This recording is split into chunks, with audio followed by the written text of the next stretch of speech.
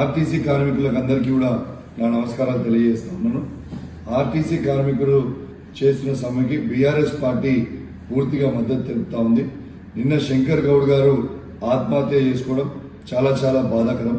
అది ఆత్మహత్య కాదు, ప్రభుత్వ హత్య అని చెప్పక తప్పదు.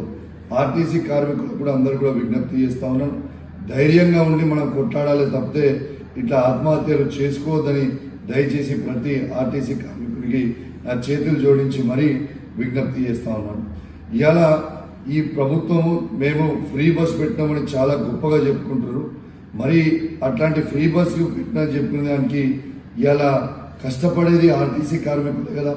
మరి ఆర్టీసీ వాళ్ళకి 3,000 కోట్ల రూపాయల బకాయిలు ఎందుకు పెట్టినరు, ఎందుకు ఇప్పటిదాకా చెల్లించలేదు అనేది ఇవాళ నేను అడుగుతా ఉన్నాను. ఇలా బడ్జెట్లో కేవలం పేపర్ మీద మాత్రమే మీరు పెడుతున్నారు. గవర్నమెంట్ నుంచి ఇలా ₹1 కూడా ఆర్టీసీకి రిలీజ్ చేయకపోవడం అనేది చాలా బాధాకరం అని తెలియజేస్తాను.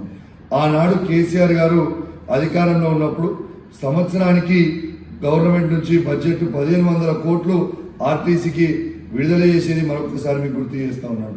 కేసీఆర్ గారు అధికారంలో ఉన్నప్పుడే గవర్నమెంట్ ఉద్యోగులుగా గుర్తించి ఇవాళ కేసీఆర్ గారు కేబినెట్ ఆమోదనం చేసి ఇవాళ జియో ఇచ్చి గెజెట్ ని విడుదల చేసింది కూడా మీ అందరికీ కూడా గుర్తు చేస్తాను.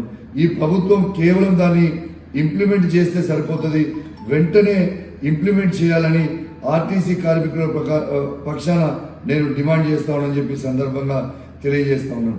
ఇలా ఆర్టీసీ కార్మికులు అడుగుతున్నది ఏంది, ఇవాళ మీరు పెట్టిన మేనిఫెస్టోనే ఇంప్లిమెంట్ చేయమని అడుగుతా ఉన్నారు కదా. 2.5 సంవత్సరాలు వాళ్ళు ఓపిక పట్టినారు కదా.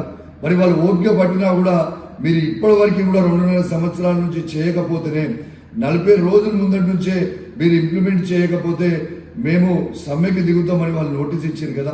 మరి అది ఇచ్చినా కూడా మీరు ఎందుకు పట్టించుకోలేదని ప్రభుత్వాన్ని నేను అడుగుతా ఉన్నాను. వెంటనే ఈ ప్రభుత్వం స్పందించి గవర్నమెంట్ ఉద్యోగులుగా ఏదైతే వాళ్ళ డిమాండ్ని కేసీఆర్ గారు ఆనాడు గెజెట్ ఇచ్చిండ్రో దాన్ని వెంటనే ఇంప్లిమెంట్ చేయాలని నేను విజ్ఞప్తి చేస్తూ, నేను వారి పక్షాన ఖచ్చితంగా నేను డిమాండ్ కూడా చేస్తా ఉన్నాను.